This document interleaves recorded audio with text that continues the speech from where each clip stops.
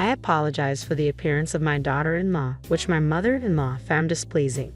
During my father-in-law's 60th birthday celebration, she reprimanded me in front of our relatives, lamenting not just her lack of attractiveness, but also her perceived incompetence. It was truly humiliating.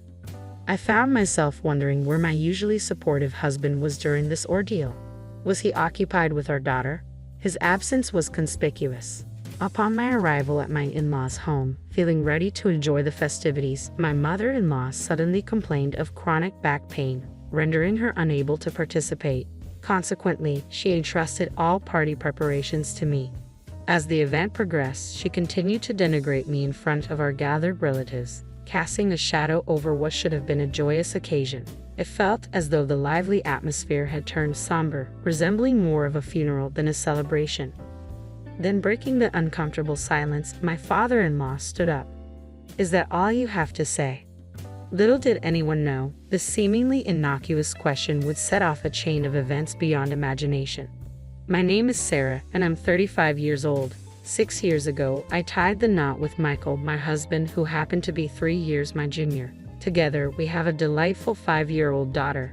However, despite the joy of our family, there was always a shadow lurking in the form of my mother-in-law's disapproval. She harbored resentment towards me for being older than her son. Every holiday visit, be it New Year's, Memorial Day, or any national celebration, was tainted by her cutting remarks aimed at me, often in the absence of my husband. "I wish I had a younger, livelier, and more attractive daughter-in-law, not someone adorned with age spots like you," she would say with a sharp tongue. "Do I really look that old?" "Yes, very much so.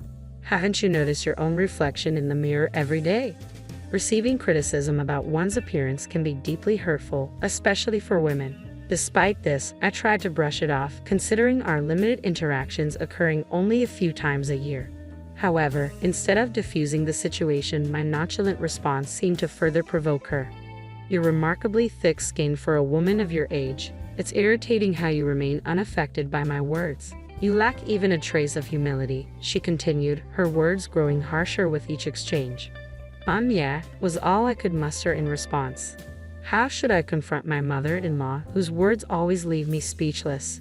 In front of my husband, she wears a facade of kindness, concealing her true nature. It's as if he's oblivious to her mistreatment of me. Yet, if I were to express my frustrations, I fear I'd bear the blame. So, I've endured in silence. Visiting their home with her presence feels like carrying a heavy burden. Despite this, it was a significant occasion, my gentle father-in-law's 60th birthday celebration. With numerous relatives gathering for the grand event, I chose to attend. Though my father-in-law is reserved, his subtle acts of kindness envelop me when my mother-in-law's hurtful words weigh me down. He gently approaches, offering solace with his words. "Sarah, if you're struggling, please don't hesitate to confide in me. I'd like to offer my support if that's all right with you." I couldn't help but wonder if my father-in-law was aware of the harassment I endured from my mother-in-law. Perhaps he chose to refrain from openly supporting me to shield me from further mistreatment behind the scenes. To honor our compassionate father-in-law, our family embarked on a 3-hour journey early in the morning to reach our in-laws' home. Feeling a bit under the weather with a low-grade fever and lingering fatigue, I entrusted the driving to my husband, Michael. Upon arrival, my mother-in-law emerged from the front door with an air of cheerfulness. Well, look who's here. It's been a while, Michael. You should visit more often. Oh dear, you look exhausted." "I've been driving non-stop, so it's understandable," Michael replied wearily. "You've clearly put in a lot of effort. I'll prepare the bed right away. Why don't you go rest in the back room?" "That sounds like a plan, Sarah. You should rest too. You've been tending to our child in the car. You must be exhausted. Plus, you don't seem well." "Oh, Michael, you didn't know. I spoke with Sarah yesterday, and we arranged to go shopping for the 60th birthday celebration." "Sarah, you go rest. Once you've placed the luggage at the entrance, we'll head out." Of course, I couldn't recall any such arrangement, nor did I recall discussing any shopping plans. After looking after our energetic 5-year-old daughter, I felt drained. Since I wasn't feeling well, I welcomed the chance to rest.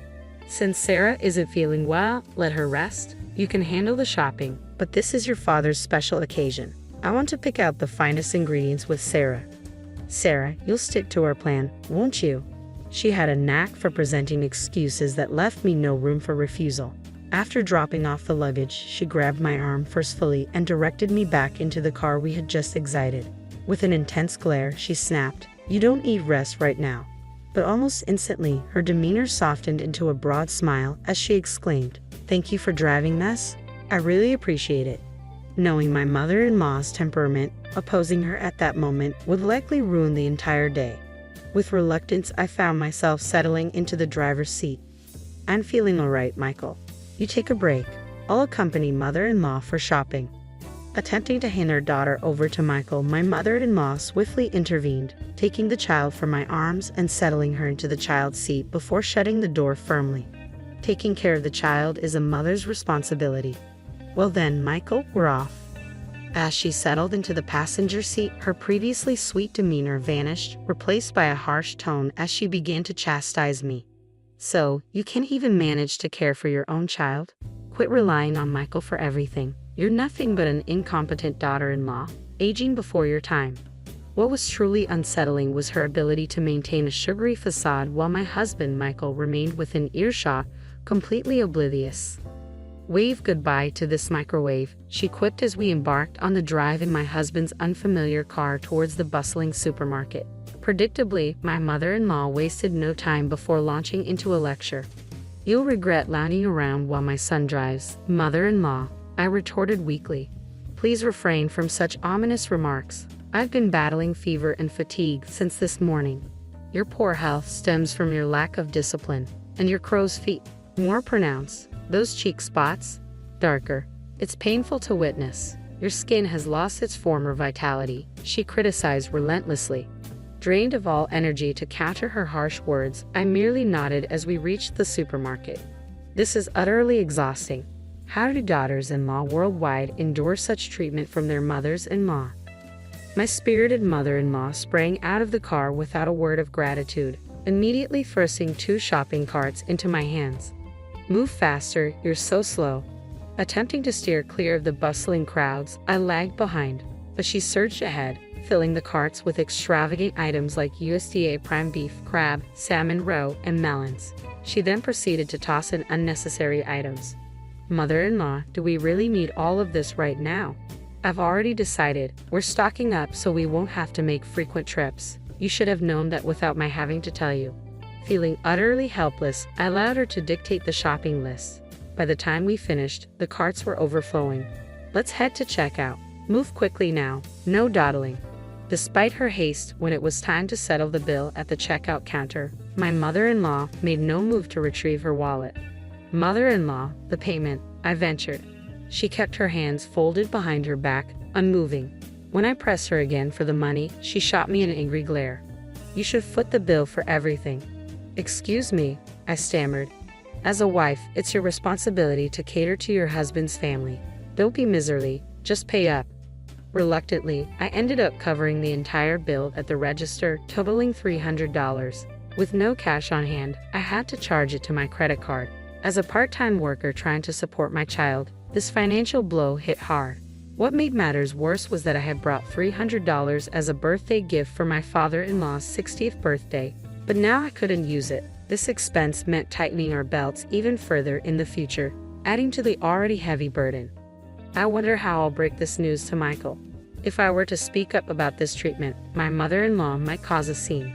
During the car ride home, she continued her onslaught of insults, showcasing an impressive array of verbal attacks. On our arrival home, my husband remained fast asleep, likely exhausted. Sensing an opportunity, my mother-in-law's smile widened as she began to assert her authority over me. "After you've put away the groceries, go eat in the garden immediately. Could I please have a moment to rest? You have no right to defy your mother-in-law. This is the consequence of letting Michael drive alone. You brought this upon yourself," I muttered. "If you have time to argue, then you have time to work. Hurry up, we're running out of time. After you've eaten, clean the bathroom and the toilet." Despite the injustice of the situation, I had no option but to endure it. Throughout the day, I toiled in the garden, pulling out weeds before tackling the grime and yellow stains in the bathroom and toilet. As I worked, I consoled myself with the thought that once the 60th birthday celebration concluded, I could enjoy some respite from my mother-in-law's presence. Just as I finished cleaning, my husband stirred from his slumber, surprised to find me still at work. "Sarah, are you alright? If you're not feeling well, don't push yourself too hard. Take a break," he urged. "Thank you, I'll take you up on that," I replied wearily. "Ouch, that hurts." But before I could finally rest, my mother-in-law suddenly let out a piercing cry, clutching her back in agony. Despite her earlier vitality, she now complained of sudden back pain, her demeanor shifting from lively to frail in an instant. "This is troublesome. My back is in excruciating pain. I can't manage anything. My chronic back issues have flared up once more. I won't be able to prepare food before our relatives arrive. Sarah, you're my only hope. But oh, what am I to do?" While her distressed demeanor seemed somewhat contrived, if her chronic back pain was genuine, then standing in the kitchen would indeed be impossible for her. With a heavy heart, I entrusted my husband with our daughter's care and reluctantly began cooking. "Sarah, are you certain you're alright?" "I'm fine. Cooking is my usual responsibility, remember?" I maintained a facade of strength for my husband, though my body was already weary. However, it was a significant day for my father-in-law, and I felt compelled to soldier on. My head is spinning, and the scent of food is making me queasy. But I must persevere for my father-in-law's sake. After completing the cooking, my father-in-law entered the kitchen to check on me. "You've worked tirelessly. Thank you for preparing all this food." "It's my pleasure. It's all for you. Please enjoy it later." As the relatives began to gather, each offering well wishes to my father-in-law, the atmosphere became animated. After the toasts were made and we were on the verge of starting the meal, my mother-in-law uttered something utterly shocking. "I regret to inform everyone that due to my chronic back pain acting up on this important birthday celebration, all the food was prepared by my daughter-in-law. I apologize for the lackluster quality of the dishes, courtesy of my unattractive daughter-in-law." Both my father-in-law and husband were stunned into silence by my mother-in-law's sudden outburst. Not only is my daughter-in-law unattractive, but she's also clumsy and utterly inept. "It's truly a shame," she continued, her tone dripping with disdain. As she exaggeratedly rubbed her back, my mother-in-law persisted in belittling me. "She's quite clumsy, you see. Without my assistance, she's helpless. I even question her ability to care for her own child. I worry whether Michael can cope with such a wife."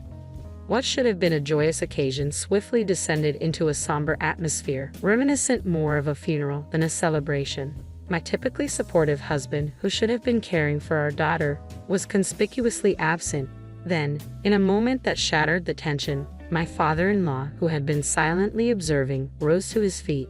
"Is that all you have to say?" he demanded, his voice cutting through the tension. "Seems like it. Perhaps it's time to bid farewell to the useless one," my mother-in-law added, her words dripping with contempt.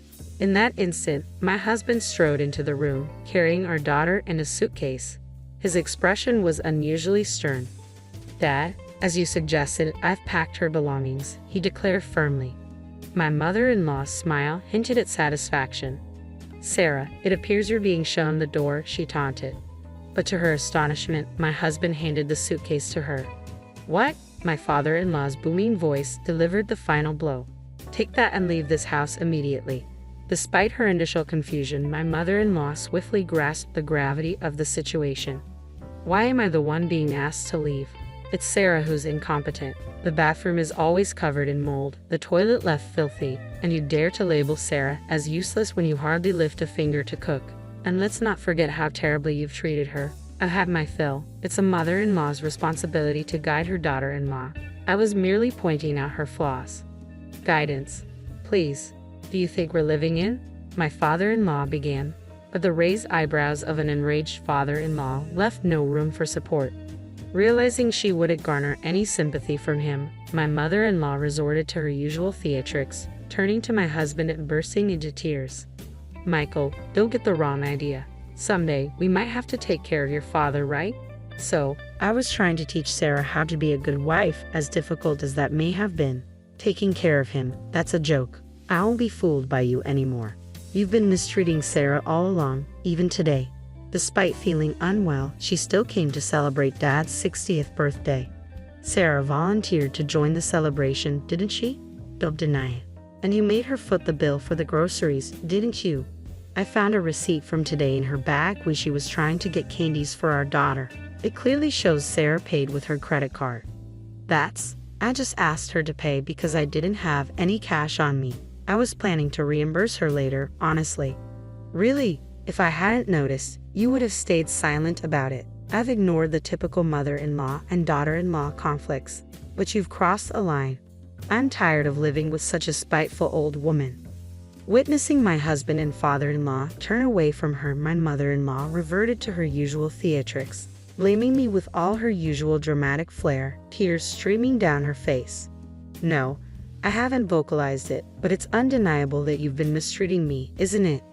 For the sake of my father-in-law and my husband, who had shown me unwavering support, I summoned the courage to speak the truth for the first time. I refused to let my mother-in-law continue to dictate the narrative. That's correct. We were informed by Mia. We're aware of the derogatory remarks you made about Sarah at the supermarket and in the car afterward. You forced Sarah to handle all the weeding and cleaning in the house.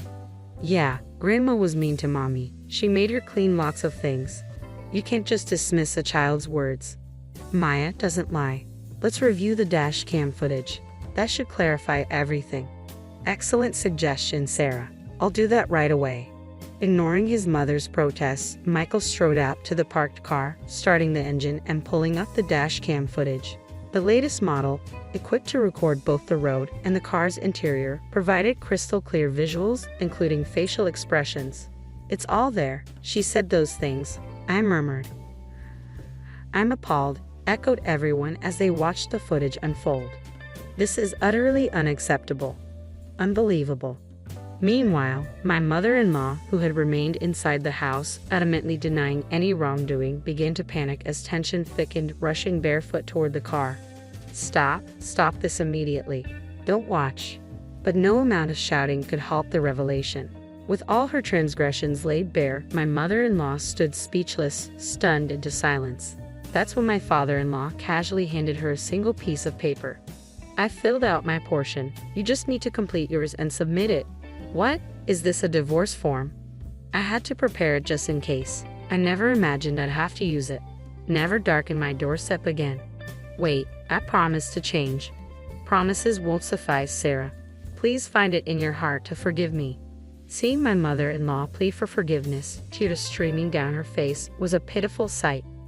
But I suspected it might be yet another performance. With resolve, I gently pushed her away. You've revealed your mistreatment of your daughter-in-law. I can never forgive you. It's best you leave before the neighbors become involved. Oh no, this is dreadful. The commotion caught the attention of neighbors who observed from a distance. Perhaps unwilling to create a scene, she swiftly accepted the divorce papers and her suitcase, miraculously recovered from her supposed back pain, and dashed out of the garden. With the villain swiftly dealt with, our once tense home was now heavy with remorse. I apologize for all this disruption during your 60th birthday celebration, Dad, I said sincerely, bracing for his response. Sarah, you bear no blame. I'm the one who should apologize for all the trouble we've caused. Let's put this behind us and start anew, he replied. A smile graced my father-in-law's face. The relatives, too, looked on with sympathetic expressions. Later, they commended the dishes I had prepared and enjoyed them with gusto. In that moment, all weariness seemed to evaporate into thin air. Thus, we commemorated my father-in-law's 60th birthday in grand style. Despite her initial reluctance, my mother-in-law eventually agreed to the divorce, and it concluded amicably. It also came to light that she had been embezzling funds from my father-in-law's account, resulting in an order for her to repay $10,000 that she had spent recklessly. Struggling to secure employment due to her lack of experience, she now works as a nighttime janitor in an office building. With little money remaining, she resides in a dilapidated apartment that has seen better days. Meanwhile, I discovered that I was pregnant with my second child. The discomfort I had experienced earlier was attributed to my pregnancy. 5 months have elapsed since then, and my husband Michael has been incredibly supportive. Our ultrasound revealed that we are expecting a baby boy. Both Michael and my father-in-law eagerly anticipate his arrival, already preparing for his welcome. My father-in-law even sent over a selection of blue baby clothes. Our darling daughter is thrilled at the prospect of having a younger brother and diligently practices caring for a baby with her dolls each day. Witnessing her enthusiasm fills me with boundless joy.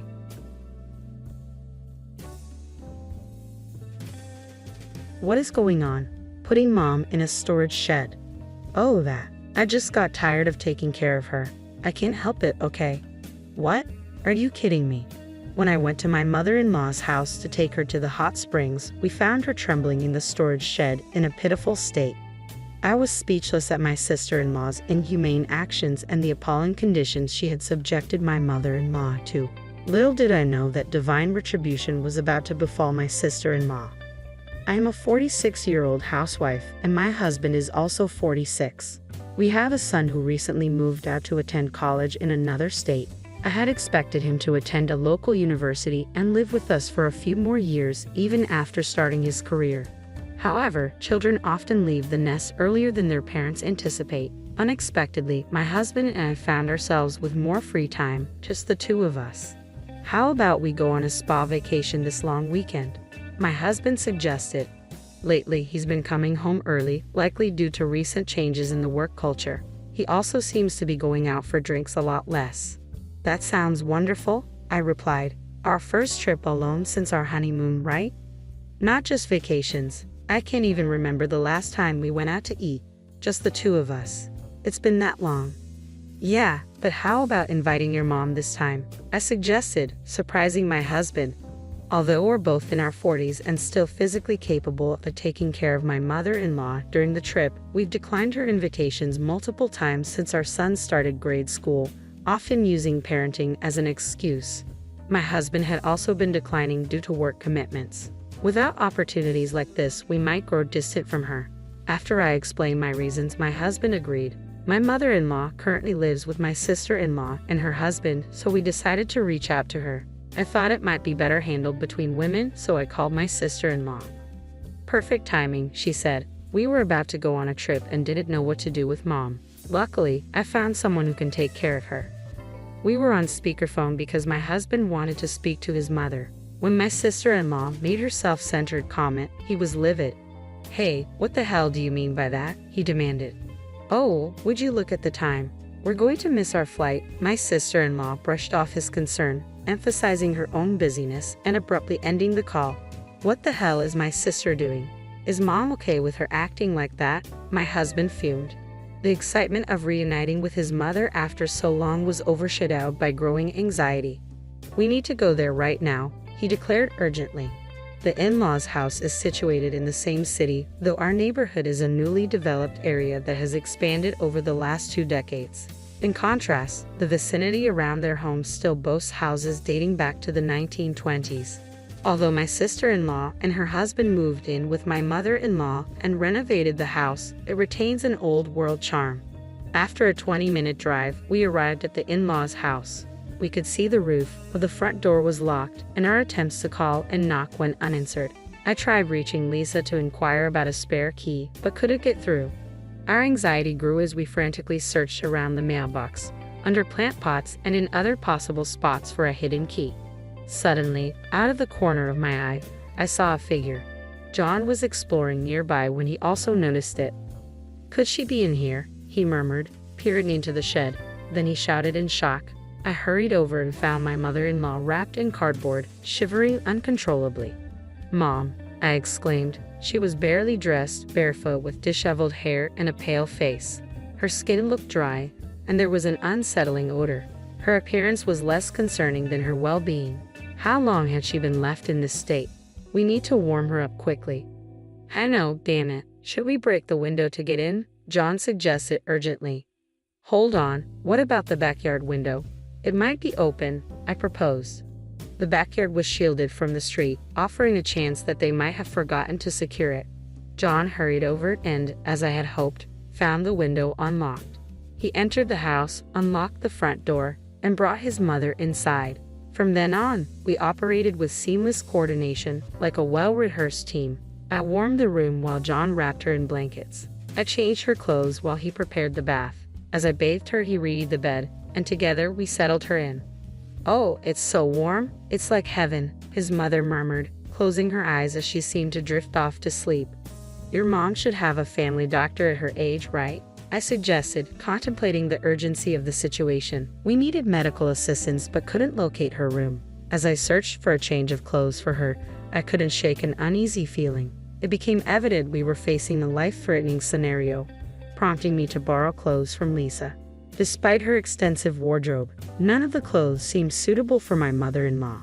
We scored for her insurance card and prescription information to no avail, leading us to search online for a doctor who could conduct a home visit. Once secured, John promptly alerted the authorities. Upon arrival, the doctor emphasized the critical timing of our intervention. Delay could have been disastrous, especially given the severe winter conditions and the potential for snow in the mountains. The examination revealed signs of malnutrition and dehydration from severely limited food and water intake. Additionally, her neglected living conditions had caused a distressing skin rash and even lice infestation, a shocking development in modern times. The doctor prescribed medications and urged us to arrange a follow-up with her regular family doctor as soon as possible. As we searched for her insurance card and essential items, we came across the contact details for the caregiving service that had been responsible for her well-being. Luckily, it was still saved in the home phone's contacts. Recognizing the urgency of the situation, we reached out to understand what had transpired during the period we were preoccupied with our own lives. After contacting the service, we learned that Lisa had abruptly terminated the contract without prior notice, leaving them unable to intervene further. The caregiver expressed genuine concern for my mother-in-law, mentioning occasional bruises that hinted at possible domestic abuse. They had attempted to address this delicate issue with Lisa, but she had evaded their inquiries. "Years of daily abuse? Was my mother enduring this?" John exclaimed angrily. "Damn it. Yes, we were overwhelmed when our first child arrived, but that doesn't justify neglecting my mother's welfare." I deeply regretted interpreting my mother-in-law's words. It's okay. As a mother, it's natural that your child comes first," as mere reassurance. Looking back, our frequent invitations for us to visit may have been cries for help, a plea to escape Lisa's mistreatment. Voicing my regret, I confessed to my husband, who reassured me, "It's not your fault. I'm equally responsible, if not more so." Now, only Lisa and her husband hold the truth. We won't know for sure until we hear it from them, but Lisa is capable of such actions without remorse. Anticipating potential disputes over what was said or omitted, we decided to record all our future phone conversations. Lisa reluctantly answered the phone, sounding annoyed to be interrupted during her vacation. However, when my husband raised his voice, she begrudgingly began to speak, her tone flat and detached. I listened intently to the conversation on speakerphone. My mother's forgetfulness was really starting to grate on my nerves. I got so frustrated and just gave her a little shove, but she happened to be standing at the top of the stairs. She tumbled down like a sack of potatoes. I couldn't believe what I was hearing. Lisa was referring to her own mother as a sack of potatoes, and her tone suggested she found it somewhat amusing. Then she couldn't get up on her own. I knew it was serious, but I was just so tired of dealing with everything, so I decided to put her in the shed. Lisa continued casually. "You know how you store things you don't need or can't use in the shed? It's like that," she added, laughing. It was clear that Lisa was treating her own mother like an object, dismissing her as useless despite the fact that she had given birth to her and raised her. The selfishness of her attitude made me feel physically ill. The caregiver doesn't know about this, so it's fine. Just make sure nothing unnecessary happens, okay? It dawned on me then that Lisa understood the severity of the situation after she pushed her mother down the stairs, which led her to abruptly cancel the caregiving services. She spoke callously, saying things like, "As long as she has water, she'll be fine for a week, and if she starts wandering around, we can just tie her up." It was horrifying and utterly unbearable to hear. "Oh, and you guys should cooperate too. If things keep going like this, she's going to die from weakness. If she does pass peacefully, I'm considering sharing some of the inheritance with you guys. Not a bad deal, right?" Lisa's tone conveyed a chilling belief in her flawless plan, punctuated by an unsettling laugh. Her proposal defied all reason and veered into madness. Listening to Lisa, I felt a deep unease as though she herself were a dangerous weapon. Fear gripped me and I couldn't stop shaking. Meanwhile, my husband handled the situation calmly, allowing Lisa to explain without immediate objection, merely nodding along. He ambiguously responded to her plea for cooperation, neither fully accepting nor rejecting it. His strategy was to lower her defenses and encourage her to return home.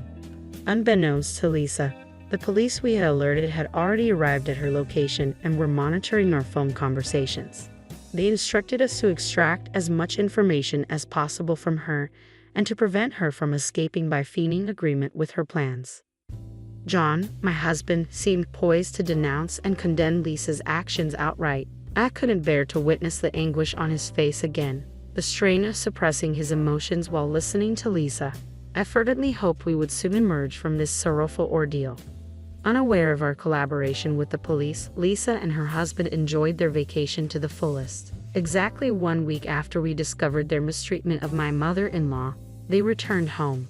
As Lisa spoke about her mother, I casually inquired about their return schedule. Little did they know, the police were waiting to apprehend them upon their arrival. An arrest warrant had already been issued, and they were taken into custody as soon as the document was presented. "What's going on? You're my own brother, selling out your sister to the cops? What a lawlife you are. And you cops, watch where you're touching me. I'll sue you, mark my words." Lisa, a middle-aged woman, spat out her words like a washed-up thug. John regarded his sister with a mixture of disdain and disappointment. "The real lawlife here is you," John retorted calmly. "Hey officer, that guy, my brother, he's a sly fox, always been a liar with a honeyed voice," Lisa continued, attempting to smear my husband's reputation. She then boldly asserted, "Mom has been suffering from dementia for years. No matter how many times I explain it, she insists the storage shed is her home. Isn't it better to let her do as she pleases? Even doctors say that yelling at dementia patients only makes things worse." But we already had Lisa's confession recorded. When John played back the phone conversation, Lisa and her husband paled visibly and sank to the ground. "From now on, you'll be behind bars. We've already completed the necessary procedures while you were away. Don't act so superior, dumping the responsibility of that helpless old woman on us. You have no right. You insisted on remaining childless so you could care for our aging parents instead. It was you, Lisa, who asked us to forfeit our share of the inheritance," my husband said calmly. It seemed this was an arrangement they had made before John and I were married. "You were the one who broke the pact first. If it was too much for you, you could have told me. That would have been fine with me," John said with a choked voice, expressing his readiness to care for his parents. Lisa's initial plan was to care for her mother in exchange for claiming all of the inheritance. However, her mother unexpectedly remained resilient and lived longer than expected. Unable to tolerate this, Lisa devised a plan to make her mother's passing appear natural due to frailty. As for the ownership of the family home, it remained in their mother's name since their father's death. Fortunately, the property was not in Lisa's name. Therefore, we decided to demolish the deteriorated family home and convert it into an empty lot. We plan to sell the lot later. The demolition date has already been set, so please remove your personal belongings as soon as possible. "You must be joking. I'm under arrest, you idiot. How am I supposed to do that?" "We've rented a storage unit for 3 years to store your belongings. It will be paid for from your savings," John informed Lisa. "What? Who gave you the right to make decisions on your own? You used to be a crybaby, always running to your big sister. Now suddenly you've grown a spine." Lisa raged, incensed that John had taken charge of her finances. Despite her protests, John remained composed. He added that if the lease couldn't be extended after 3 years, they had the right to dispose of the contents. Lisa could only stare in disbelief, unable to argue. It was a clear victory for us. The police intervened, declaring that enough had been said. They escorted Lisa and her husband into a waiting police car. Resisting until the last moment, they were carried away like uncooperative luggage. In the days that followed, the demolition of our parents' house proceeded smoothly. It turned out that my mother-in-law had not been suffering from dementia after all. Her forgetfulness was simply a part of aging, a common experience that doesn't typically inconvenience others. I too sometimes forget what I was about to do, only to recall it later. Similarly, my mother-in-law was like that. Thanks to her, Lisa had no legal grounds to contest the decision to demolish the house, as my mother-in-law was the rightful owner. Since Lisa and her husband didn't retrieve their belongings from the house, we proceeded with the demolition, leaving their possessions inside. Now they are incarcerated. It appeared they were unaware they could have preserved their belongings by making appropriate arrangements, such as hiring a company to move them with the assistance of a court-appointed attorney. Their actions became widely known after being featured on television in a segment titled True Stories That Seem Unbelievable, likening their behavior to a modern-day abandonment of elders. Subsequently, Lisa and her husband were charged with elder abuse and neglect by the authorities responsible for their protection. They were found guilty and are likely to face a significant period of incarceration. We successfully sold the vacant plot for a substantial sum. In addition, we decided to sell our current house, located in a highly sought-after area, which fetched a good price even as a used property. With these funds, we built a new home for the three of us, including my mother-in-law, in a location where we envision spending our elderly years comfortably. The new house is single-story and designed to be elderly-friendly, situated in a town with convenient bus services and excellent care facilities. Since moving, my mother-in-law has shown remarkable improvement in her health. She walks with a straight posture and faithfully performs her daily morning exercises. She now enjoys gardening with me, tending to our vegetable patch every day. Soon, we'll be enjoying the fruits of our labor together at the dinner table.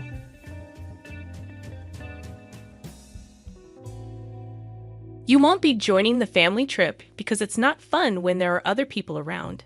But hey, I might bring you a souvenir if I remember, said my mother-in-law cheerfully on the phone. I was supposed to go on the trip with my in-laws and husband, but I got left behind. Since we got married, my mother-in-law, who really loves her son, never misses a chance to make a sarcastic comment or nag me to stay home. This is becoming a problem. When I told her about it, my mother-in-law just laughed, almost like she was making fun of me. Is that a problem? Too bad for you. Consider it a punishment for not listening to my advice.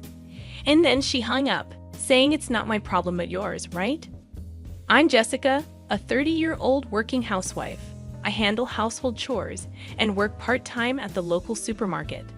I've been married to my husband, Mike, for 3 years now. We met while working at the same company, though in different departments. We used to chat a lot on the same floor even before we started dating. Our connection deepened during a year-end party at the office. Despite being in different departments, I ended up sitting next to Mike. Since we were already close, our conversation flowed naturally. Mike excused himself to the bathroom at one point, and I was left listening to the lively chatter of the group next to us. Suddenly, a tipsy boss from another department began bothering me, insisting I drink more. Feeling unsure about how to handle it, Mike returned from the bathroom just in time. He saw what was happening, calmly placed his hands on the boss's shoulders, and guided him away to another table. After a bit, Mike came back to our table alone and asked, "That guy really can't handle his alcohol, can he? Are you okay?" That moment made me see Mike in a new light, and I decided to confess my feelings first, which led to our relationship. Things went smoothly from there, and we got married 3 years ago. Even though we don't have kids yet, our married life is strong. But there's one issue bothering me. My mother-in-law, with whom we currently live. Mike and I reside in his parents' house. Initially, we lived in an apartment, but it got affected by a fire in the neighboring unit, and our place got flooded during the firefighting effort. Having no other option, we had to evacuate since the apartment was uninhabitable. Unsure of where to go during the repairs, Mike's mother suggested, "Why don't you two stay at our place?" Grateful for the offer, we decided to live with Mike's parents. The trouble began after we moved in. Though she occasionally made snide comments even before, I tolerated them due to her deep love for Mike. However, her nagging intensified after we started living together. For example, one weekend, it happened as I was enjoying a cup of coffee in the living room after finishing all the housework. My mother-in-law returned home and immediately started bustling around the house. Then she came up to me and said, "Jessica, your cleaning is too sloppy. You need to spend more time on it and show some gratitude for your hardworking husband. As his wife, it's your duty to support him. I can't believe you can't even do this much. You're failing as a wife." I thought, here we go again. As these were almost daily comments, It seemed the only reason she allowed us to live together was to be with her son Mike again, and my presence as a wife was probably nothing more than an annoyance to her. Mike intervened, saying, "Please don't be so hard on Jessica." Well, there's some truth to what you're saying. Even if she's working part-time, slacking off on housework isn't good. Mike often sided with his mother, and while it's okay to value his biological mother, I sometimes wished he would stand up for me, his wife. In truth, I never intended to neglect household chores. Even working 4 days a week, I always managed our family's chores, even if just for a short time. This commitment held true even when I wasn't feeling well. Contrastingly, my mother-in-law, despite being a housewife, enjoys herself outside almost every day. Since we started living together, I haven't witnessed her doing any household chores. However, given that we're residing in her house, I can't openly express my dissatisfaction. In this awkward situation, I simply kept my patience. Then one day, something unexpected occurred. Mike proposed that we go on a trip, just the two of us. How about a spa resort next month? The busy season is over, and I need to take some annual leave. If I'm going to relax, I thought it would be nice to go somewhere peaceful. A spa sounds fantastic. I haven't scheduled any work shifts for next month, so I can take time off. After discussing details, we decided on a 2-day spa trip in the middle of the next month. Since we planned to go on a weekday, we anticipated a quiet and leisurely time. I was thrilled and couldn't contain my excitement. Whenever I had a moment, I gathered information about our destination. Just as we were considering booking our stay, my mother-in-law made an unexpected statement. "Jessica, I heard you're going on a trip with Mike. Why didn't you tell me?" Well, honestly, I was afraid you might insist on joining if you knew, but I couldn't say that. As I stumbled for words, my mother-in-law sighed in frustration. Then she voiced exactly what I feared. "Next month is my husband's and my anniversary. I'd love to celebrate with a family trip. A luxurious hotel would be perfect." Like a child throwing a tantrum, my mother-in-law expressed her desire to go on the trip. Of course, I have no interest in going on a trip with my mother-in-law. But this time, Mike and I were considering going by ourselves. How about we plan to go together next time? I tried to be accommodating in my response, but my mother-in-law wouldn't relent, insisting it's not the same if it's not for our anniversary celebration. In my mind, I thought she should go with her husband for their anniversary celebration. Just as I was about to express that, Mike walked in from work. "Mike, welcome home. I was just discussing the trip with Jessica." "Oh, I can't wait." My mother-in-law, already excited, began sharing her wishes, and Mike seemed to be in agreement with her. I wondered who spilled the beans about the trip, and it probably was Mike the way things were unfolding. Catching my gaze, Mike appeared a bit uneasy. "Mom is really looking forward to it, so let's postpone our trip for another time. It'll be even more enjoyable if we all go together." By the way Mike was talking, it seemed he had already decided we were all going on the trip. Then my father-in-law chimed in, saying, "A vacation, huh? Sounds like fun." With that, it became impossible for me to decline the trip with the 4 of us. "All right, next time it's just going to be the 2 of us. Promise." Reluctantly, I agreed, and Mike gave me a relieved look. I wasn't entirely satisfied, but there was nothing I could do about it at this point. At the very least, I decided I would take charge of choosing the sightseeing spots and local dishes we wanted to experience. So I assumed the responsibility of making all the hotel reservations and planning the sightseeing schedule. Since my mother-in-law dislikes handling such preparations, my suggestions were accepted without any issues.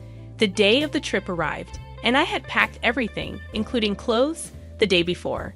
The plan was to wake up an hour before departure, have a relaxed breakfast, and then leave the house. I awoke to the sound of my alarm clock and stretched out, realizing Mike, who should have been beside me, was absent. Assuming he might be up and preparing, I headed to the living room. However, he wasn't there, nor in the bathroom, kitchen, or by the front door. Even my mother-in-law and father-in-law were nowhere to be seen. Could it be? With a sinking feeling, I dialed Mike's cell phone, but the call didn't connect. Calling my mother-in-law's phone next, she answered promptly. "Oh, Jessica dear, what's up?" "Mike can't answer right now. He's driving." "Where are the three of you?" I asked, and my mother-in-law responded casually. "Isn't it obvious? We're on a family vacation. We can't enjoy it with an outsider around, so you'll have to stay home. If we remember, we might even bring you a souvenir." I heard my mother-in-law's triumphant voice over the phone. "Stay at home? That's going to be a problem." At my words, my mother-in-law laughed scornfully. "Is that a problem? Poor you, just consider it punishment for not heeding my advice." With that, she abruptly hung up. I covered my face with both hands and shook my shoulders. Yet what escaped my mouth wasn't a sob, but a hearty laugh. They better enjoy their journey. I'm sure they'll regret leaving me behind. The sound of my alarm clock woke me up, and I stretched out, expecting to find Mike beside me. However, he was nowhere to be seen.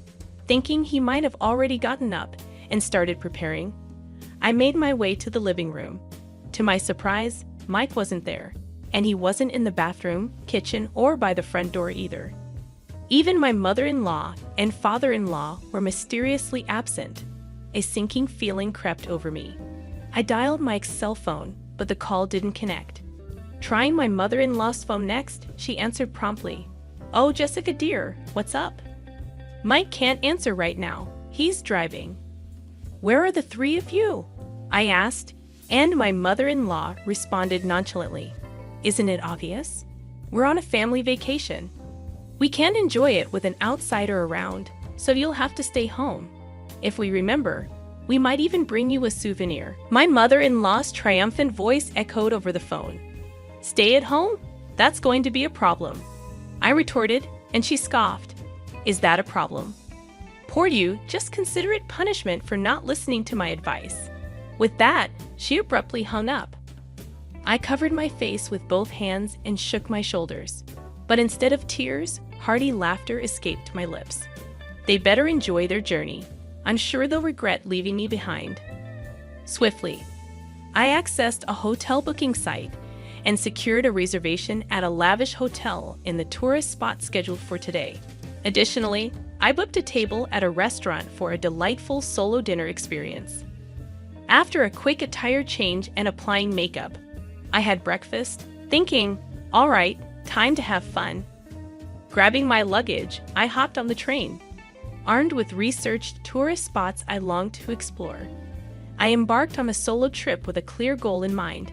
It's a small tourist spot, so there's a chance I might encounter Mike and the in-laws, but I'm unfazed. After all, they're the ones at fault. As these thoughts crossed my mind, the train arrived at its destination.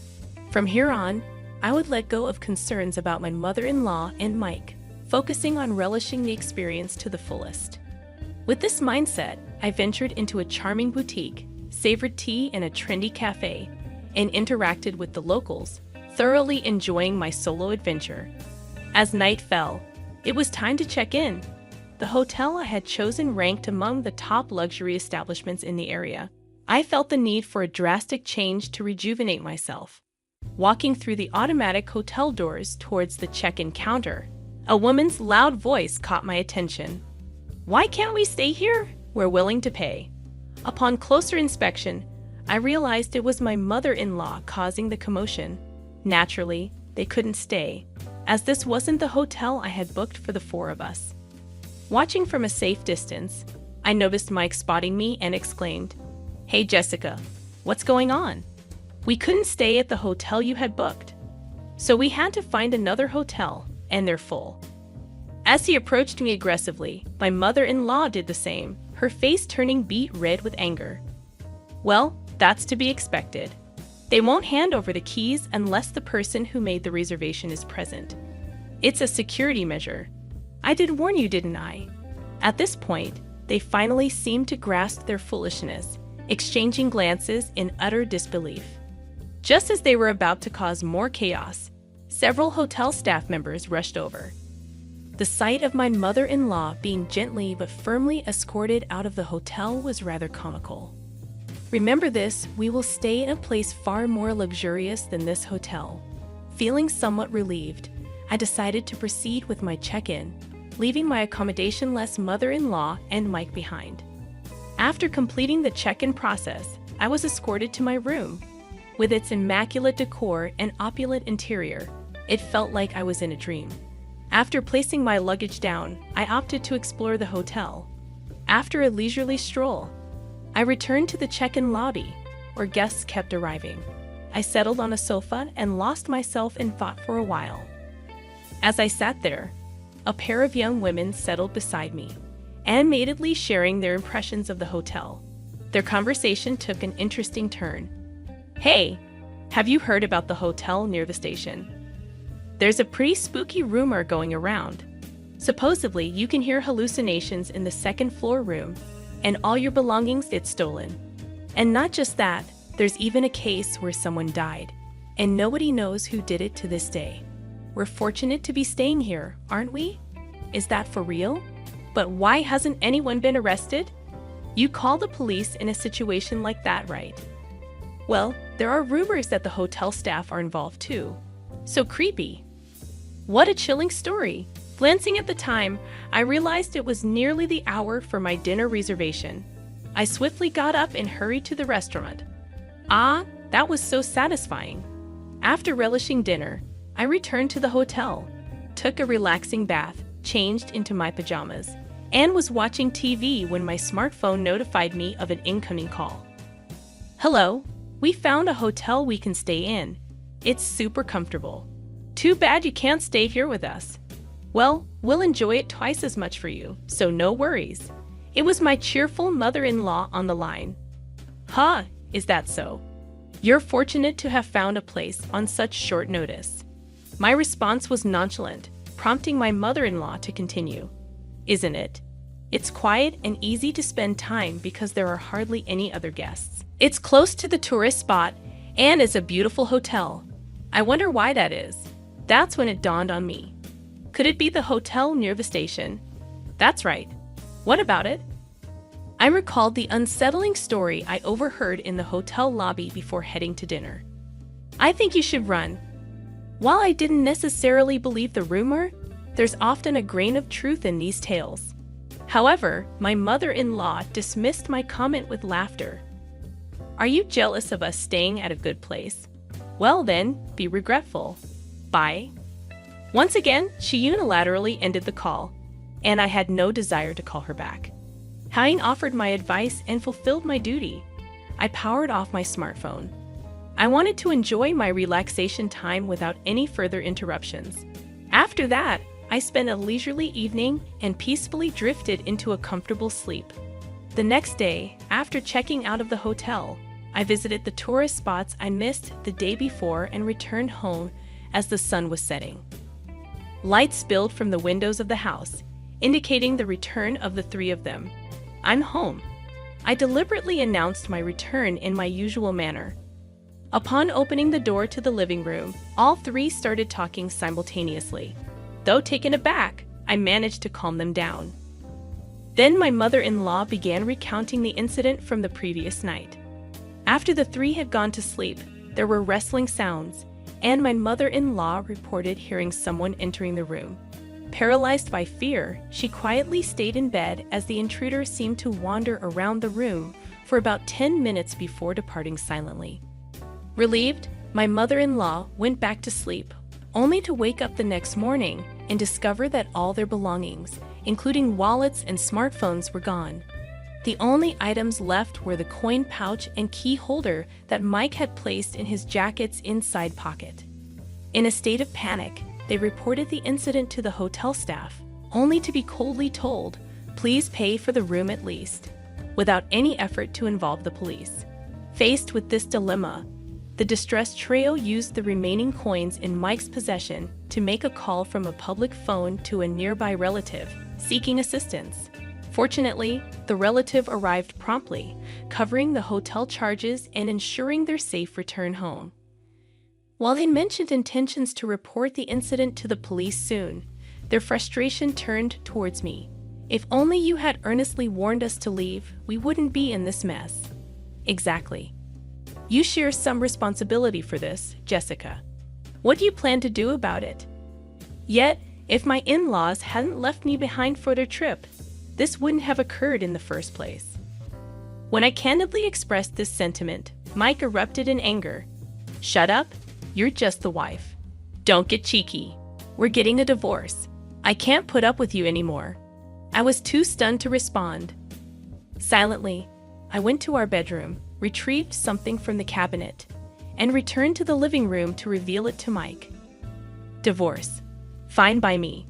I don't need a husband who won't protect his mistreated wife. Mike's complexion turned pale. What I presented were the divorce papers prepared by a lawyer, as I had been anticipating this day. Perhaps not expecting my agreement, Mike was flustered. No, maybe we should think about it a little more. However, my mother-in-law seized the opportunity to push Mike towards the divorce. You should just get rid of such a horrible wife. Your mom will find you someone new. Unable to resist his mother's influence, Mike eventually consented to the divorce. Well then, goodbye. Please enjoy your life with your beloved family. Ignoring Mike, who was breaking down, I left the house. Later, through my lawyer, I submitted the divorce papers, and the divorce was successfully finalized. Despite Mike's pitiful pleas for reconciliation, I steadfastly ignored them all. I'm going to protect Jessica from now on, he claimed. Unfortunately, it was too late. On the flip side, my mother-in-law, who had successfully rid herself of me, initially appeared to be in good spirits. However, her joy was short-lived. The news of the divorce and the end of their shared living arrangement spread throughout the neighborhood. The gossip mongers connected it to her mistreatment of me, unveiling her unpleasant character. People in the community began pointing fingers at her, and the prospect of finding a new wife for Mike seemed to lose its urgency. I returned to my hometown and secured a new job through a friend's recommendation. I've had my fill of marriage for now. It seems like I'll relish the freedom of being single for a while.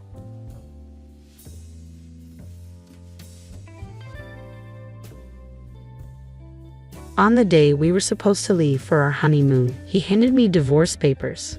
I'm taking my whole family with me. If you don't like it, we'll get divorced, he said. Fine, but I'm still single, you know, I thought, screaming in my mind as he stood there looking shocked. Take that. My name is Emma. I'm 35 years old and work at a real estate company. I enjoy my job and find it fulfilling. I'm lucky to have supportive colleagues, both senior and junior. But in my personal life, I don't have any hobbies and I've never had a boyfriend. I secretly felt anxious because my friends were all getting married by the time they turned 30. There were only a few of us still single. My juniors at work were also leaving the company one by one, and each time it felt like a stab in the chest. That's when I met Brian through a friend's introduction. He was 2 years younger and had a smile that made me feel protective. He didn't talk much and always listened to my opinions. He always put my thoughts first when making decisions. Since I had never been with a man before, I quickly fell for Brian's personality. Our relationship developed smoothly. When I brought up marriage, Brian simply said, "Then let's get married." Marriage involves making many decisions. Planning the wedding, the honeymoon, and finding a new home to live in together. It's a major, once-in-a-lifetime event, so I wanted us to make these decisions together. But no matter what we talked about, Brian would always go along with my opinion. He never expressed his own thoughts, just agreeing with whatever I suggested. Ryan's passive nature started to feel unreliable to me, and I began to feel dissatisfied with him. Another thing that troubled me was my relationship with my mother-in-law. Her personality was completely different from Brian's easygoing nature. She doesn't listen to my opinions and always imposes her own ideas. When you get married, Emma, of course you'll quit your job and focus on taking care of the house, right? At your age, if you don't hurry, you won't be able to have children. Brian is working hard, so as a woman, you should focus on the family. It's the wife's duty to support her husband, she said as soon as I went to greet her. She clings to these old-fashioned ideas. The truth is, I earn more money than Brian. He doesn't seem to mind and has even told his parents about it, but his mother doesn't seem to like it. A woman who earns more than a man doesn't have any charm. Maybe you can't do any household chores, can you? A wife should be able to cook, do laundry, clean, and take care of her husband's health. Can you do that? my mother-in-law said, looking down on me. If it were Brian saying that, it would be one thing, but it feels different coming from my mother-in-law. It's not something to brag about, but I can handle all household chores since I've lived alone for a long time. I have no intention of quitting my job after marriage, and I want to prioritize myself as much as Brian. That's what I thought, but when my mother-in-law criticized me, Brian didn't defend me. Instead, he nodded along with her statements. Because of that, I started feeling uneasy about relying on Brian for the rest of my life. Well, Brian is younger than me, so maybe he'll become more reliable in the future. If this marriage doesn't work out, I might never get married in my life. Anxiety and desires clash in my mind, swirling around in endless conflict. However, time doesn't wait, even when I'm troubled. There are so many decisions to make for the wedding: choosing the venue, planning the honeymoon, applying for time off from work, and more. The to-do list keeps getting longer. With a sense of unease, I spend busy days preparing for both work and marriage. One day, I discussed with Brian, considering our work schedules, we can only take a long vacation at this time. Is it okay to have our honeymoon during this period? Yeah, I think it's fine. Both Brian and I have similar quiet periods at work. If we want to take a long vacation, this is the only timing we have. The problem is the wedding. The venue I've always dreamed of is so popular that it's booked for over a year in advance. In that case, what about going on the honeymoon before the wedding? I looked it up, and it seems some people do that. If we have the wedding first, it will be another 2 years before we can go on the trip. If you are okay with that, Emma, then I'm fine with it too. I thought Brian wouldn't object but to agree so readily. At this rate, it seems like all my opinions will be accepted. For the honeymoon destination, the menu for the wedding, and the decoration of the venue, I do have a desire for Brian to express his own opinions a little. But it's better than being opposed, so whenever I found a moment, I continued to progress with the preparations for the honeymoon and the wedding. In the end, we decided to go to Europe for the honeymoon. I debated until the last minute between Hawaii and Europe. Hawaii is close by, and I'm sure there will be another opportunity to go there, so I chose to take a trip around Italy and France, experiencing the picturesque streets and delicious cuisine. I also wanted to explore the stylish accessories and maybe buy some commemorative tableware since it's the start of a new life. After considering various schedules and destinations, I completed the application about a month before the tour. By that time, I was completely excited. After all, it's my first overseas trip. It's impossible not to feel thrilled. My mind became filled with everything related to Europe, from buying the necessary items for the trip to planning our activities at the destination. Because of that, any dissatisfaction I had with Brian had completely disappeared. As the honeymoon approached 1 week away, Brian suddenly brought up a conversation. Emma, I have a favor to ask.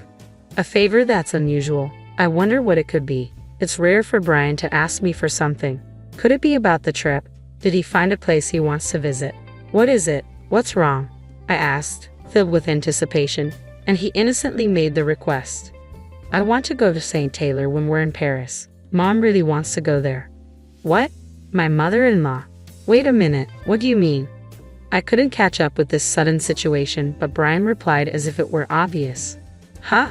Since everyone is going, we'll all be together even during the trip, right? What do you mean by everyone? It's a honeymoon, so it's obvious that it's just me and you, the two of us going. But my mom thinks it's normal for the whole family to go. First of all, I only made reservations for 2 people, you and me, Brian.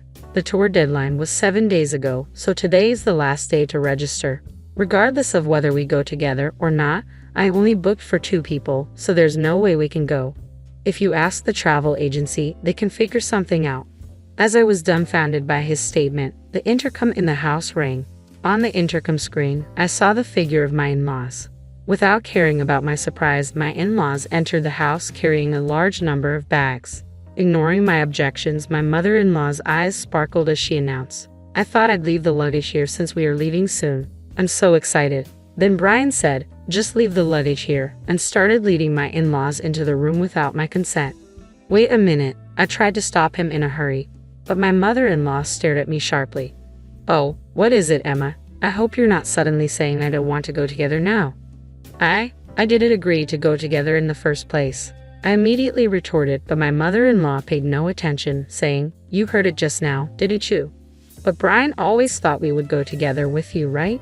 In response to my mother-in-law's flattering question, Brian replied with a simple yeah.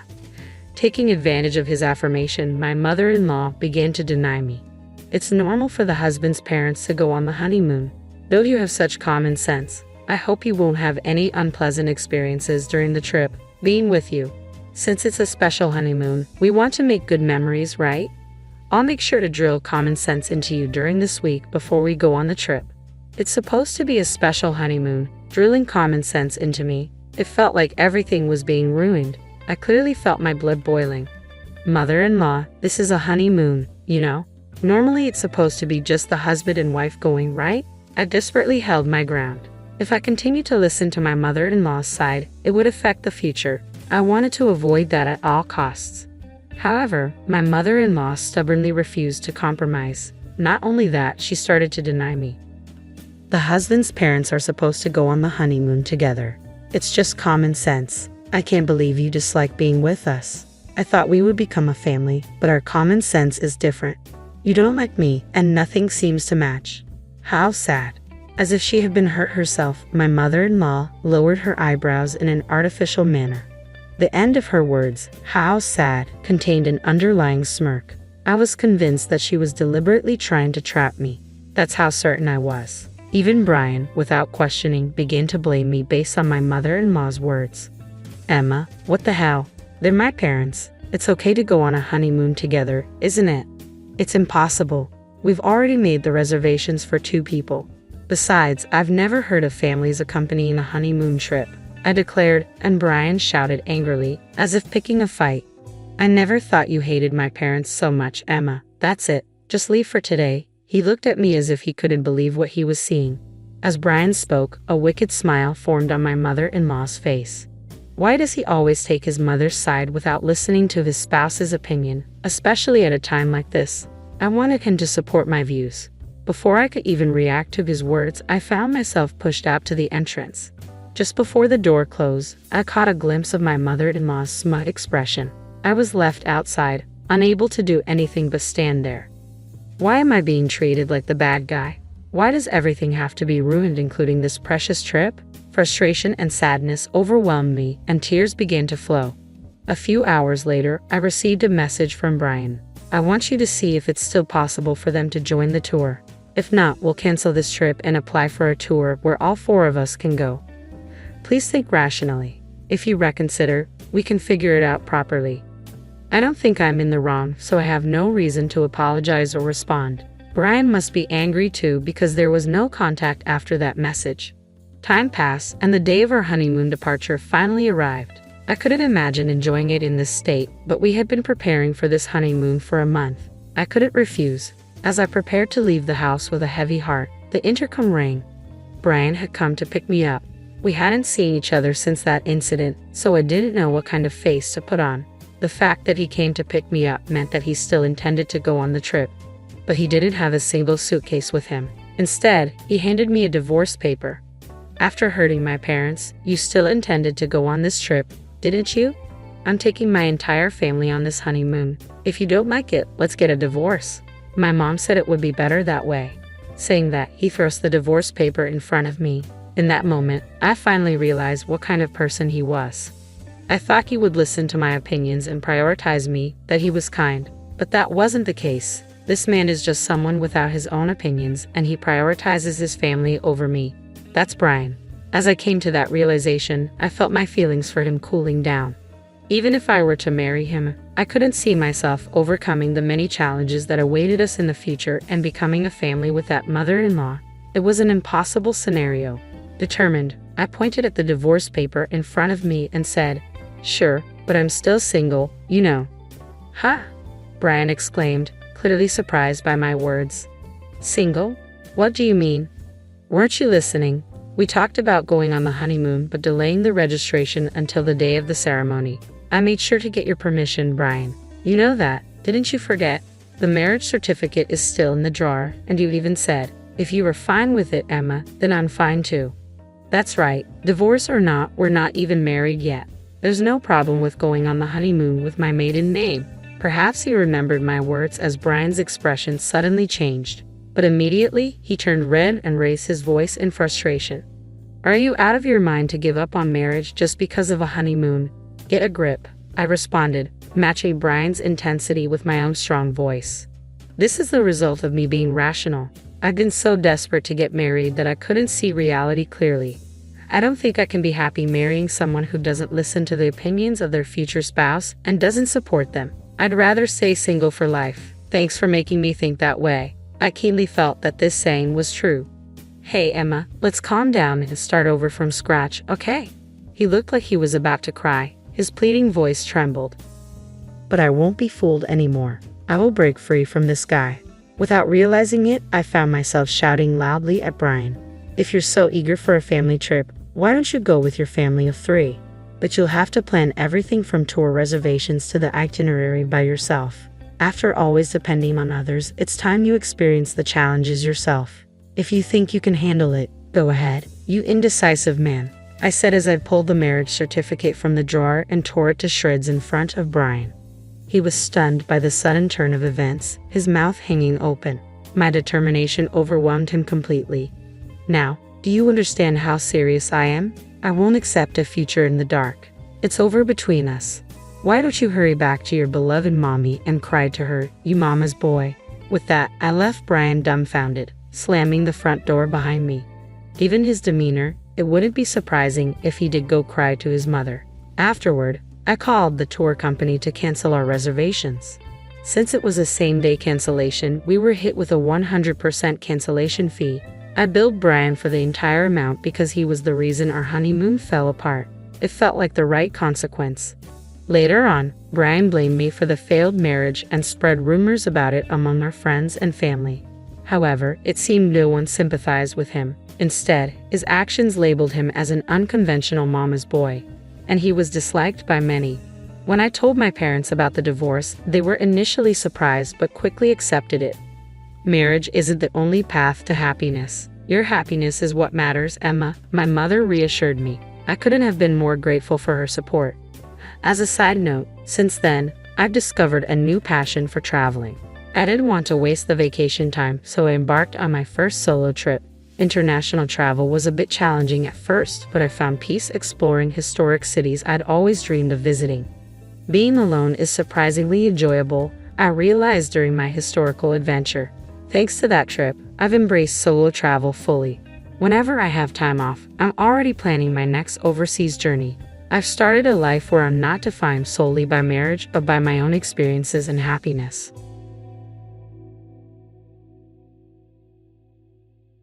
My uncle, flushed with alcohol, echoed words that cut deeper than any knife. His sentiments found harmony in the nods and murmurs of agreement from the other men gathered around. Emboldened by the chorus of support, my husband unleashed a torrent of criticism, each word hitting its mark with precision. His satisfaction gleamed in his eyes as he reveled in the validation of his peers. I forced a calm facade, swallowing my humiliation and rage with each breath. Then, just as tension reached its peak, my mother-in-law rose from her seat, her gaze a force to be reckoned with. Is that truly all you have to offer? Her words pierced the heavy air, silencing the room in an instant. My name is Emma, and I'm a 40-year-old woman working in a medical office. I met Tom, my husband, a man 4 years my senior, through our shared love of tennis. We've been married for 13 years. Though we both longed for children, fate had other plans, leaving a bittersweet ache between us. My in-laws, who live separately, keep a vigilant eye on us, especially my mother-in-law. Our bond is strong. We often enjoy lunches out and shopping trips together. Losing my mother at a young age made my mother-in-law's presence all the more significant. She embraced me with a mother's love, cherishing me as if I were her own flesh and blood. While our marriage initially thrived, over time, my husband's demeanor shifted. After about a decade, he became increasingly domineering. His once gentle kindness toward me evaporated. Moreover, his workload burgeoned, leading to frequent overtime and business trips. 3 years ago, he was reassigned to a different department, exacerbating our disconnect. He now spends half the week away from home. Upon his sporadic returns, his demands are curt and dismissive. Dinner, he barks, or is the bath ready yet? Treating me as if I were merely a servant. Fed up, I once dared to voice my grievances. You're not a child anymore. You should at least handle your own clothes, I protested. His response was chilling. "What nonsense is this? Your role is to obey me as your husband. Don't complain, you're my wife." For what felt like an eternity, my husband's accusatory finger jabbed the air, his voice rising in a crescendo of abuse. This ritual of verbal assault would replay whenever his mood soared, a relentless cycle I couldn't escape. His incessant nagging and troublesome behavior left me no choice but to acquiesce. Sitting at the dinner table one evening, I faced yet another onslaught of criticism. More vegetables again? Am I supposed to eat like a rabbit now? Get some meat on the table. You know your cholesterol's high. Reluctantly, I resolved to reduce the meat intake. But before I could speak, he rose abruptly, flinging the meal I had prepared onto the floor. "No one knows my body better than me. I'll eat out," I declared, but my words fell on deaf ears as he stormed out, wallet and phone in hand, slamming the door behind him. Every day, I scoured the internet for low-salt, low-meat recipes, desperate to accommodate his high cholesterol flagged in his company's medical checkup. Yet despite my efforts, it all seemed in vain. As I stooped to clean up the mess on the floor, a wave of desolation washed over me.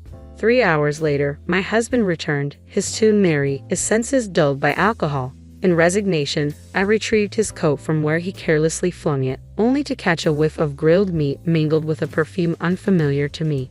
Doubts that had lingered in the shadows of my mind surfaced with renewed intensity. I had suspected infidelity in the past, but lacking concrete evidence, I chose to suppress my concerns. Yet the distinct scent of that perfume fueled my suspicions like never before.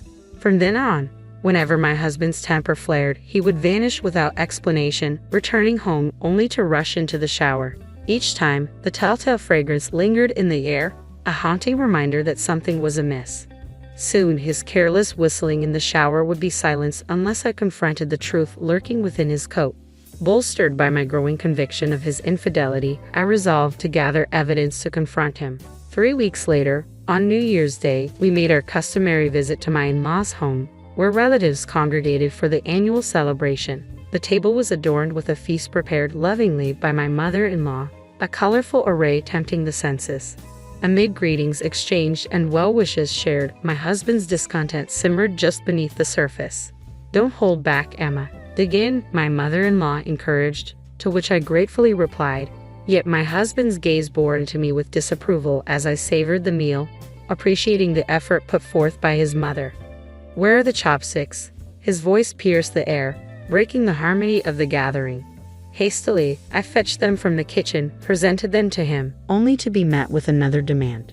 "And the cups?" he queried, his irritation palpable. "Shouldn't she anticipate these things without being asked? You need to be more attentive to your surroundings," he chided, his words like barbs aimed at my every move. Despite the presence of our extended family, my husband's verbal assaults persisted. "I'm not a mind reader. You have to communicate with me," he insisted, his tone cutting through the festive atmosphere. Suppressing my frustration, I handed him a glass, which he accepted with a charming smile as he sipped the sake poured by our relatives. "Would you care for a drink, Emma?" my uncle kindly offered, but my husband interjected, "She's on chauffeur duty today," dismissing the gesture. Meanwhile, my mother-in-law and the other women toiled away in the kitchen, preparing lunch and attending to the needs of the men. Donning an apron I brought from home, I joined the flurry of activity, working tirelessly alongside them. While my father-in-law and the other men reveled in their merriment, consuming one bottle of sake after another, the sounds of their boisterous laughter filled the air. Expressing her sympathy for our busyness, my mother-in-law interrupted our tasks to offer us a respite, serving steaming cups of tea. As we sat together, engaging in light conversation, my husband's voice echoed from the living room, a reminder of the tensions simmering just beyond our temporary sanctuary. "Let's spice things up with some honesty, shall we? A little stress relief for the new year," my husband proposed, to the delight of the gathered guests.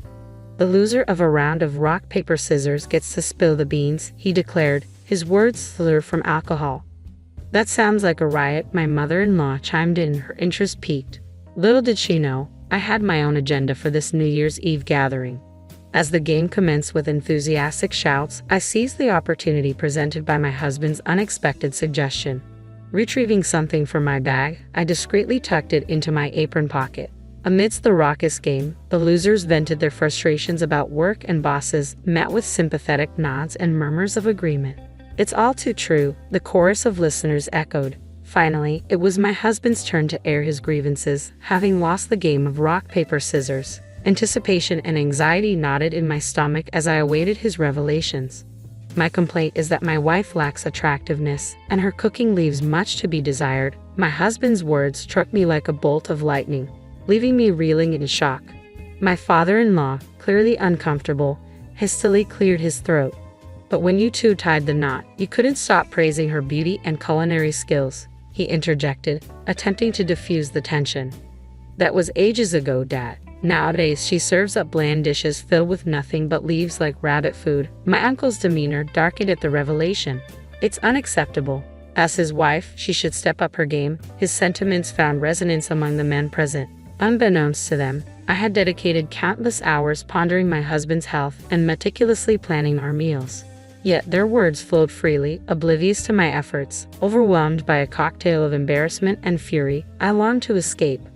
As the conversation shifted to complaints about wives, my husband led the charge. "I toil away every day, yet my allowance remains unchanged. Stop your griping and obey me." My father-in-law chuckled in agreement, while the wives, downtrodden, remained silent.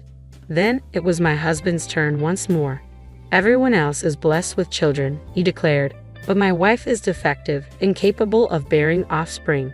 His callous words pierced me to the core, shattering the illusion of our marriage. The ache of unfulfilled dreams and the sting of betrayal weighed heavy on my heart, drowning me in a sea of sorrow and frustration. I inhaled deeply, willing the tears threatening to spill over to retreat. "It'll all work out, Emma." My mother-in-law's gentle grip on my hand offered a modicum of comfort. With a heavy sigh, she rose from her seat, her countenance dark with a resolve I hadn't witnessed before. "Is that all you've got to say?" Her unexpected outburst jolted the men, accustomed to her usual gentle demeanor. The once vibrant atmosphere fell into an uneasy silence. "Come on now, let's not ruin the fun." My father-in-law attempted to diffuse the tension, addressing my mother-in-law. "Fun? Are you the only ones enjoying yourselves here? You should have put a stop to this." My mother-in-law's voice trembled with righteous indignation. "Shame on you, speaking to her like that, labeling her defective. How dare you?" she continued, her gaze piercing. Yes, she's right." My father-in-law's troubled expression betrayed his discomfort as he averted his eyes. "We all have grievances to air," he conceded. "Exactly." The women, previously silent, erupted in support, their applause ringing through the room. "Let's not hold back. Speak your mind, and we'll all feel better." The words of my mother-in-law ignited a cascade of truth from the women, each expressing their grievances with newfound courage. "If you want more allowance, then earn more. Why not take initiative instead of expecting us to cater to your every need?" they demanded, their voices ringing with determination. As the wives confronted their husbands with precise criticisms, the men faltered, offering apologies in succession. Only my husband remained unmoved, his indifference palpable. "Why should I apologize for speaking the truth?" he retorted, locking eyes with Noah in a tense exchange. "I refuse to apologize, and I'll say it again. She's unattractive, a terrible cook, and incapable of bearing children." My husband's accusatory finger pointed squarely at me, each word a dagger to my heart. The dam of sorrow and frustration I had meticulously held in check finally burst, giving way to a tidal wave of rage. "You have no right to speak to me like that." I confronted my husband with a measured tone, my hand discreetly gripping the cell phone hidden in my apron pocket. "It's unfair that you're the only one allowed to vent. I have grievances too, you know, and you wouldn't object, would you? You've aired your complaints about me plenty of times. I'd welcome appreciation, but not baseless accusations." With a deliberate motion, I withdrew an envelope from my pocket, scattering its contents across the table where our relatives sat. The photographs revealed damning evidence. My husband entering a hotel room with another woman, then exiting her apartment, hand in hand. Bolstered by my suspicions, I had discreetly installed a GPS tracker in his car, providing irrefutable proof of his infidelity. Originally intended for a private discussion with my mother-in-law, the situation demanded immediate action. Guests filled the room as the truth unfolded, disrupting the once jovial atmosphere. Frantically, my husband attempted to gather the incriminating photos. Isn't it normal for husbands to stray? He appealed to the men for validation, but his plea fell on deaf ears. No one in the room offered agreement, leaving him isolated in his deceit. As my uncle, once a supporter of my husband, denounced infidelity with a resounding "No, that's unforgivable," the other men nodded in solemn agreement. Yet my husband remained defiant. "You lot couldn't even dare to stray from your wives," he taunted, his laughter hollow and bitter. My uncle, spurred into action by my husband's audacity, rose from his seat. "Who truly bears the shame here?" he challenged, echoed by murmurs of concurrence from the men, their gazes piercing through my husband's facade. Despite his attempts to maintain a facade of strength and righteousness, my husband's demeanor reeked of desperation, leaving me repulsed by his arrogance. With resolve, I confronted him once more, armed with further evidence. "A week ago, I received a call from Maruka-san, your newfound love," I revealed, each word laden with the weight of betrayal. "She claimed you've been seeing each other for 3 years now." My husband's feeble attempts at denial only served to betray his guilt. "She even mentioned your subordinate, and the fact that she's 7 months pregnant," I continued, unmasking the deceit woven into his web of lies. "She pleaded for a divorce, stating that you refused to acknowledge the child." Fearing my reaction, his protests dissolved into stammered excuses as I extracted my phone from my apron pocket, placing it on speaker for all to hear. "Maruka-san, did you hear what I just said?" I asked, my voice trembling with a mixture of anger and sorrow. Through stifled sobs, her response came quietly but unmistakably. "Yes," she confirmed, her words carrying the weight of truth, shattering the illusion my husband had meticulously constructed. In fact, the day before New Year's, I had reached out to the girl, informing her of my intentions to call her the next day. Seeking insight into my husband's true intentions, she had agreed, and thus, I made the call just before confronting him. Overhearing the conversation, she was overcome with tears and fury. "He told me to wait until our divorce is finalized," she lamented, her voice trembling with betrayal. "I never uttered such words. Surely, as my wife, you understand, don't you? Why would I say such a thing? You're the one who betrayed me," my husband countered, his gaze falling to the ground in shame. "I'll never forgive you," she declared before abruptly ending the call, her trust in my husband shattered. Presenting the divorce papers I had prepared, I demanded his signature, only to be met with a storm of fury. "Absolutely not. I can't simply sign this on a whim. How dare you, sis? Besides, after all this, you'll owe me 2 million yen in alimony." "No, I refuse to divorce you. I simply don't have that kind of money," he protested, his demeanor devolving into childish petulance as he stamped his feet in protest. Witnessing my husband's unprecedented display of immaturity, I nearly chuckled, but remained resolute in my demand for divorce and alimony. "Tom, you're not a child. It's shameful." My mother-in-law's frustration with his pitiful behavior was evident as she scolded him with an exasperated expression. "You can't just refuse divorce and alimony. Face reality with dignity," I pressed on, my tone unwavering. "It's not that simple, Mom. Dad, you understand how I feel, right?" My husband appealed, seeking validation. "Absolutely not. I can't condone your actions." My father-in-law's response was firm, leaving my husband with little recourse. Reluctantly, he signed the divorce papers and agreed to the alimony, his tears held back only by sheer willpower. Believing this gathering to be the opportune moment to expose my husband's infidelity, I pushed him further. "Oh, by the way, I've terminated our lease at the end of the month. One home should suffice for you, shouldn't it?" My words were met with applause from the women and deep sighs from the men, and my husband left my in-laws' house, seemingly fleeing from the attention of everyone present. The next day, they filed for divorce at the city office and relocated to a rental apartment I had already arranged. Additionally, I sought 1.5 million yen in alimony from my ex-husband's unfaithful partner. It would have been a harsh blow for the girl, having quit her job upon learning of her pregnancy. But forgiveness was out of the question. After losing his apartment, my ex-husband sought refuge with the girl. Promptly, he acknowledged paternity upon divorce. However, she eventually severed ties, demanding 1.5 million yen per month in child support. Moreover, my ex-husband resigned from his job following the scandal's exposure, making it untenable for him to continue with the company. Left abandoned by his parents and unable to secure a new job, my ex-husband resorted to sleeping in internet cafes and juggling part-time gigs to meet his alimony obligations. Susan, my former mother-in-law, confided in me about his deteriorating health, citing elevated cholesterol levels and the toll his self-indulgent lifestyle had taken since our divorce. Interestingly, Susan and I forged an unexpected friendship post-divorce, growing closer than ever before. Now, I find solace in the tranquility of my life, relishing the peace that comes with solitude.